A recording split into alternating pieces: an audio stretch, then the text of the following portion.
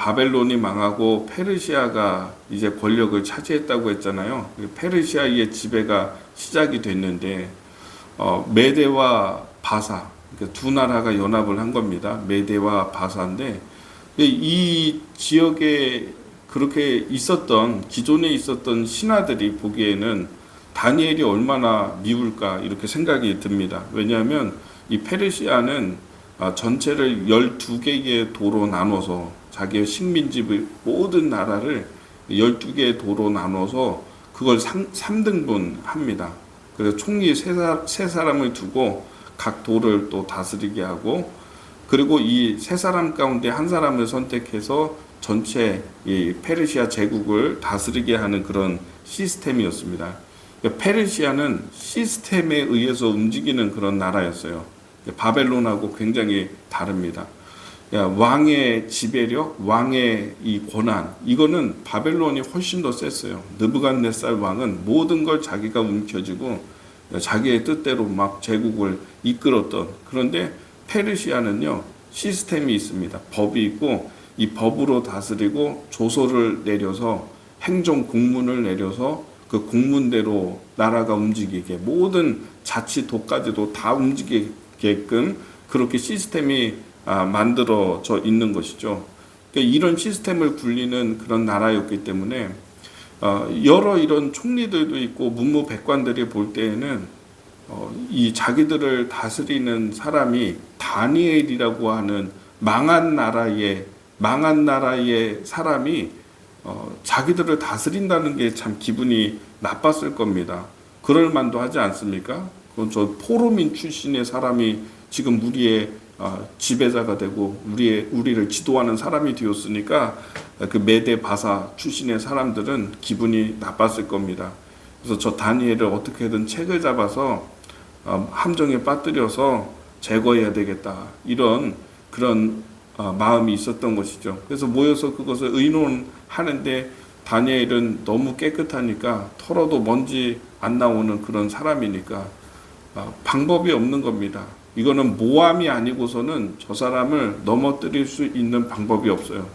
함정을 파고 모함으로, 함정이에요. 이건 대놓고 함정인데 이제 왕에게 이야기를 하는 거죠. 왕이시여, 이제 이 나라를 지배하게 되었는데, 모든 제국의 통치자가 되었는데 왕의 권위를 보이고 위엄을 보여야 됩니다. 그러니 사흘 동안, 3일 동안 왕 외에 다른 신에게나 누구에게나 기도하고 간구하는 것을 금하십시오. 만약에 이 3일 동안 왕 외에 다른 신에게 기도하는 사람이 있다고 한다면 그 사람은 사자굴에 던져 넣읍시다, 이렇게 했던 것이죠. 왕권을 강화하는 방법 가운데 하나인 거죠. 이런 꾀를 낸 겁니다. 알고 있기 때문에 그래요. 다니엘이 하나님께 늘 하루에 3번씩 기도한다는 사실을 창문을 열어놓고 예루살렘을 향해서, 예루살렘 쪽을 바라보면서 공개적으로 3번을 기도했거든요. 그러니까 일부러 사람들에게 보이려고 한 게 아니라 창문을 연 것은 예루살렘 쪽을 바라보려고 한 거죠. 그래서 창문 열어놓고 그렇게 기도하는 사실을 알고 있으니까 이걸 이용해야 되겠다. 다니엘의 신실한 마음, 그렇다면 그는 이 사자굴에 던진다고 해도 기도를 할 테니까 이렇게 모함해가지고 그를 사자굴에 던져 넣어야 되겠다, 제거해야 되겠다, 이렇게 생각을 한 겁니다. 왕도 얘기를 듣고서 나쁘지 않은 것 같아요. 왜냐하면 초기에는 왕권을 이렇게 확립을 해야 되거든요. 조서로에 거기에 인장을 찍고요, 조서를 전국으로 내리게 됩니다. 시스템이라고 했잖아요. 페르시아는 시스템에 의해서 움직이는 나라라고, 행정 공문으로. 그러니까 이거는 왕도 그 공문에 도장을 찍는 순간에 왕도 그거를 번복할 수가 없어요. 시스템이 움직여야 되니까. 만약에 이런 거를 부정해버리게 되면 시스템이 멈추겠죠. 그러니까 왕도 어쩔 수 없는 것이죠. 근데 왕도 알고 있어요, 이거. 제가 볼 때는 왕이 알고 있어요. 음모 꾸미고 있는 거 알고 있어요, 지금. 그런데도 도장 찍은 거예요. 그런데 다니엘은 어떻게 합니까? 다니엘이 다 사람들이 자기를 주목하고 있는 것을 알고, 다니엘도 알고, 함정 판 사람도 알고, 제가 볼 땐 왕도 알고, 그리고 다른 사람들도 다 알아요. 이거 함정이라고. 다니엘이 어떻게 할까? 사람들이 관심이 있겠죠. 쳐다보겠죠. 창문을. 근데 그 시간이 되니까 하루에 3번씩 창문 열어놓고, 그리고서 하나님을 향해서, 예루살렘을 향해서 기도를 하는 것입니다. 걸린 겁니다. 그래서 사자굴에 던지게 된 겁니다. 이 다리오 왕이 굉장히 슬퍼합니다. 이제 사자굴에 던져지면 다니엘이 죽게 되는 거니까 얼마나 슬퍼하는지. 그래서 성경의 말씀에 보면은 이 금식을 해요. 이 왕이 다니엘을 위해서 금식을 해요. 그날 저녁에. 그런데 하나님께서 사자굴에 던져진 다니엘을 해하지 못하도록 천사를 보내서 막으시죠. 말씀을 좀 보겠습니다. 23절, 22절의 말씀에 왕에게 이제 다니엘이 대답하는 겁니다. 22절, 나의 하나님이 이미 그의 천사를 보내어 사자들의 입을 봉하셨으므로 사자들이 나를 상해하지 못하였사오니 이는 나의 무죄함이 그 앞에 명백함이요 또 왕이여 나는 왕에게도 해를 끼치지 아니하였나이다 하니라. 하나님이 천사를 보내서 이날 저녁에 사자들을 막으셨다, 이렇게 표현하고 있습니다. 그 다음날 아침이 됐는데 보니까 다니엘이 멀쩡하거든요. 왕이 달려가서 다니엘아 내가 살아있냐 라고 했더니 천사들이 나를 보호해서 하나님이 그 사자들을 막으셔서 내가 안전하게 여기 살아있습니다, 이렇게 이야기를 한 것입니다. 왕이 기뻐해서 다니엘을 끌어올리라, 그래서 사자굴에서 끌어올렸어요. 살아서 사자굴에서 나왔어요. 그래서 왕이 이 다니엘을 죽이려고 모함한 사람들, 그리고 그 처자들, 오히려 그 사람들을 던지라 했더니 사자굴에 이 간신들을 던지니까요, 떨어지기 전에, 땅에 떨어지기 전에 사자들이 달려들어서 점프해서 움키고 그 뼈를 부서뜨렸다, 이렇게 되어 있습니다. 혹자들은 얘기하는 거예요. 혹시 이런 얘기 할 수 있잖아요. 혹시 그 사자들에게 그 전날 먹이를 많이 먹여서 배부르게, 왜냐하면 사자들은 먹이를 충분히 먹으면요 사냥을 안 합니다. 배부르면. 대부분의 짐승들이 배부르면 사냥을 안 해요.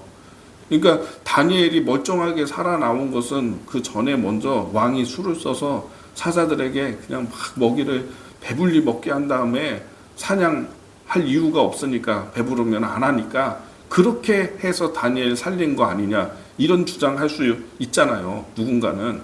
그러니까 이게 24절이 있는 거예요. 이 사자들이 배가 불렀을 것이다, 아니었던 거죠. 다니엘은 나오고 간신들, 모함했던 간신들을 던졌을 때는 떨어지기 전에 사자가 점프 뛰어가지고 딱 움키고 잡아먹은 거잖아요. 그러니까 배고팠던 거예요. 굶주린 사자들이었던 것이죠. 하나님이 막으신 거죠. 하나님이 못 먹게. 어쩌면 어떻게 하셨는지는 모르겠어요. 그런 건 우리가 알 수 있는 방법이 없어요. 어떻게 했는지 정말 여러 가지 상상을 해보는데, 먹이로 인식하지 못하게 하시지 않았을까, 이런 생각도 해봐요. 먹이가 아니라고 인식을 하면은 사냥을 안 할 테니까. 그런 방법을 쓰셨나? 하나님이 천사를 보내서 사자들을 막으신 거죠. 뭐 어찌됐든 어떤 방법이든 그건 중요하지 않고 잡아먹지 못하도록 막으셨다, 이런 것입니다. 오늘 이 말씀을 통해서 메시지가 너무나 단순합니다. 오늘은 하나님이 지키셨다, 이겁니다. 하나님이 자기의 백성을 지키셨다. 그게 이 다니엘의 이 모습을 통해서, 이 사건을 통해서 하나님이 모든 그 이스라엘 사람들에게, 끌려온 유다인들에게 너희들 결계를 지키고 막 다 사자굴에 던져질지라도 창문 열어놓고 기도해야 돼, 이런 게 메시지는 아닌 것 같아요. 기도 열심히 해라, 이게 메시지는 아닌 것 같아요. 여기에 핵심은 뭐냐? 하나님이 지키셨다. 이 사건을 통해서 너희 이 수산성에 끌려온 모든 사람들, 그리고 너희들이 내 백성이니까 내가 너희들을 지킬 거야. 사자굴에 던져진 다니엘을 지켰던 것처럼 내가 너희들 지키고 있는 거야 라고 하는 메시지를 주시는 것 같아요. 여러분, 사람들 여기 있던 유대인들 다 창문 열어놓고 공개적으로 다 이렇게 했으면 다 죽을 거 아니에요. 다니엘처럼 그렇게 하라, 이런 얘기가 아닌 것 같아요. 때로는 지금도 선교사님들이 자기의 신분을 속이고 몰래 복음 전하거든요. 예배 드리는 사람들도 어떤 이 공산권 국가에서는요, 그게 발각되면 큰일 나거든요. 감춥니다. 자기가 그리스도인이라고 하는 신분도 감추고. 오늘 이런 말씀 적용하면 안 돼요. 거기다가 적용해가지고 드러내놓고 당당하게 하나님의 말씀을 선포하고 해야 된다. 그런 게 믿음이다. 이렇게 적용이 되면 안 되는 거예요. 그래서 오늘 이 말씀의 핵심은 뭐냐면, 그 지역에 끌려와서 살고 있는 모든 사람들에게 다니엘 사자굴 사건을 통해서 주시는 메시지는 내가 너희들 지키고 보호하고 있어, 이겁니다. 사자굴에 들어가도 내가 너희들 지키고 있는 거야. 사자들이 먹지 못하게 하면 되는 거야. 이런 메시지를 주는 것입니다. 두려워하지 마, 낙심하지 마, 내가 너희들 지키고 있어, 위협이 있어도 내가 막아줄 거야, 이런 메시지인 거죠. 오늘 우리에게도 그 메시지를 주고 계시는 것이죠. 내가 너 막을 거라고. 너에게 있는 시험이 오고 또 너를 공격하는 것이 있으면 내가 너를 막겠다, 막아주겠다, 지켜주겠다, 이런 거죠. 이런 사건들 너무 많아요. 왜 그 이동원 목사님이 그 어느 날 이 사람들과 신방을 하고, 교인들하고 신방하고 봉고차 하나 타고 이렇게 가다가 교회 근처까지 가다가 상품백화점 그 근처에서 이동원 목사님이 그랬대요. 우리 교회 들어가기 전에 커피 한 잔씩 갑시다, 이랬대요. 그러면 운전하는 전도사님이 있는데, 이 전도사님이 그럼 이제 상품백화점으로 들어가야 되는데 그걸 안 들어가고 그냥 확 지나가더래요. 지나가니까 목사님도 좀 당황하고, 거기 타 있는 사람들, 부목사님들, 뭐 성도들도 이 전도사님이 왜 이러시지 그랬대요. 분위기 쌓이지고. 그러니까 목사님도, 야, 이거 담임 목사가 이야기하는데 이걸 이렇게 무시를 그냥 대놓고 하나? 그래서 이거는 이따가 다시 단단히 좀 야단을 쳐야 되겠다, 이렇게 생각을 했대요. 그래 교회 들어왔는데, 그러고서 이제 상품백화점 무너진 거죠. 그때 상품백화점 무너지고. 그래서 전도사님들, 이제 막 부목사님들이 그 전도사님에게 너 왜 그랬냐고, 왜 그냥 무시하고서 막 갔냐고 그랬더니 그랬대요. 못 들었다고. 그렇게 말씀하시는 거, 커피하자고 상품백화점 들어가자고 한 얘기 못 들었다고. 정말 못 들었다고. 그 얘기 못 듣기는 다 들었는데, 거기 있는 사람들 못 들었다고 그랬대요. 때로는 하나님이요, 이렇게 지키기도 해요. 이런 식으로 나에게 다가오는 위험을, 우리에게 다가오는 일들을 못 듣기도 하고 보지 못하기도 하고, 이런 일이 많은 것 같아요. 제가 이제 잘 아는 선교사님 가운데, 제가 신학생 때, 삼양중앙교회에서 신학생 할 때, 그때 전도사님이었던 김용환 선교사님이라고, 이분이 필리핀에서 선교하고 있거든요. 지금 예전에 필리핀에 비 엄청 많이 왔던 적 있잖아요. 비가 엄청 왔습니다, 정말. 그래서 이 바다가 육지를 이렇게, 육지까지 그냥 바다화돼 가지고 유조선이 육지까지 왔다가 물이 빠지니까 이게 그냥 육지에 걸려버린 거예요. 그냥 유조선이 막 이렇게 길바닥에 놓여 있고 막 그랬어요, 그때. 그리고 시체들이 막 떠내려가다가 나무에 걸려가지고 물이 빠지면서 나무 위에 막 시체들 걸려 있고 막, 그리고 길바닥에도 막 시체들이 수습이 안 된 채 있고 막 그랬어요. 폭동이 일어나고 강도 막 일어나고, 그러니까 선교국에서도 선교사님들도 빨리 나오라고, 큰일 난다, 거기 있다가는 큰일 나니까, 외국인이 이 강도 대상 1등이에요. 항상 이럴 때에는. 그러니까 빨리 나오라고 나가야 되는데 한참을 걸어가야 되는 거예요. 교통수단이 없으니까 걸어가야 되는 거예요. 애들 데리고, 그때 막내가 막 6살 이랬대요. 5살, 6살. 얘를 데리고 가야 되는데, 문제는 다른 게 문제가 아니라 시체가 그냥 막 걸려 있는 거죠. 그리고 길가에 막 시체들이 사람 죽은 게 막 있고, 그러니까 얘가 걱정이 되는 거죠. 그걸 보고서 트라우마가 생길까 봐. 근데 뭐 어떻게 이걸 안 보고 지나갈 수가 있겠습니까? 다른 애들은 고등학생이고 하니까 이게 문제가 안 되는데 이 꼬마아이가 문제가 되는 거죠. 그래도 어떻게 해요? 나가야 되니까 손 붙잡고 막 몇 킬로를 걸어서 나왔대요. 시체를 엄청 많이 보고요. 부패하고 있는 시체를 보고요.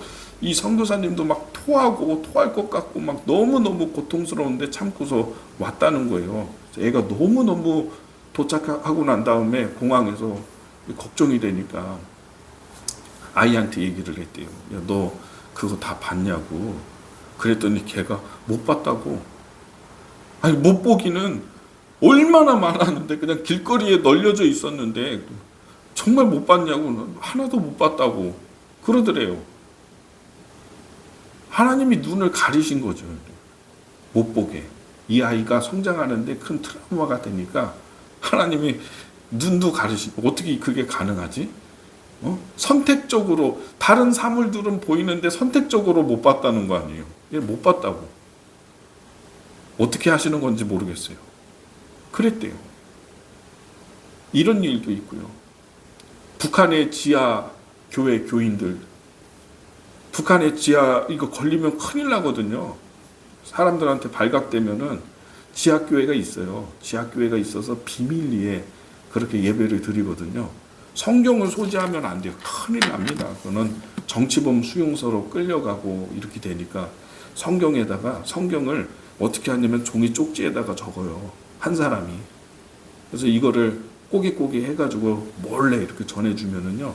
그럼 그거 펴가지고 보고 그 말씀 외우고 불태워버리는 거예요.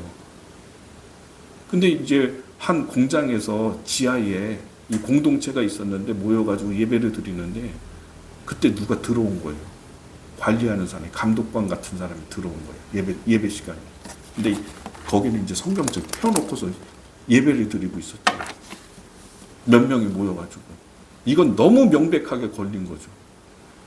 근데 이 사람이, 감독하는 사람이 성경책을 분명히 눈앞에 이렇게 다 대놓고 이렇게 보고 있었는데 성경책을 못 본 거예요. 그리고 넘어가고. 이런 간증 이야기들 너무 많거든요. 하나님이 가르치기도 하고 또 못 보게도 하고 듣지 못하게도 하고 하나님이 우리가 위험에 빠질 때에 어려움을 당할 때에 하나님이 개입하시는 것이에요. 사자들 앞에 다니엘이 있는데 이거 어떻게 하시는 건지는 모르겠어요. 저는 그런 것도 막 상상을 해봐요. 아마 먹이로 인식을 못하게 만드셨나? 이런 생각도 하는데 덤비지 않는 거예요. 하나님이 맡고 계시니까. 너무 많아요. 이런 스토리가. 하나님은 하나님의 백성을, 하나님을 청종하는 백성을 하나님이 지키신다. 오늘 말씀에 보니까 이게 결론처럼 나와 있는 부분이 23절이에요. 왕이 심히 기뻐하여 명하여 다니엘을 굴에서 올리라 하매 그들이 다니엘을 굴에서 올린즉 그의 몸이 조금도 상하지 아니하였으니 이는 그가 자기의 하나님을 믿음이었더라. 다니엘이 하나님을 믿었기 때문에 일어난 일이다. 이렇게 정리하고 있습니다. 하나님을 믿는 사람, 하나님을 의뢰하는 사람, 하나님이 지키신다. 이게 메시지예요. 다니엘처럼 이런 순간이 될 때 막 창문 열어놓고 공개적으로 뭐 기도해야 된다. 이게 믿음이다. 이렇게 얘기하는 게 아니라 제가 볼 때는 여기에 핵심은, 지금 이 사건의 핵심은 뭐냐면 하나님이 지키신다. 여기에 있습니다. 하나님이 여러분을 지키십니다. 하나님이 여러분을 보호하십니다. 여러분의 눈을 가리기도 하고 못 듣게도 하고 사람이 못 보게도 하고 이 방법들은 하나님에게는 수가 많으시다. 하나님에게는 방법이 많으시다. 오늘도 하나님이 지키시는 이 은혜와 이 능력이 여러분과 함께 하고 있음을 믿으시기를 예수님의 이름으로 축복합니다. 기도하겠습니다.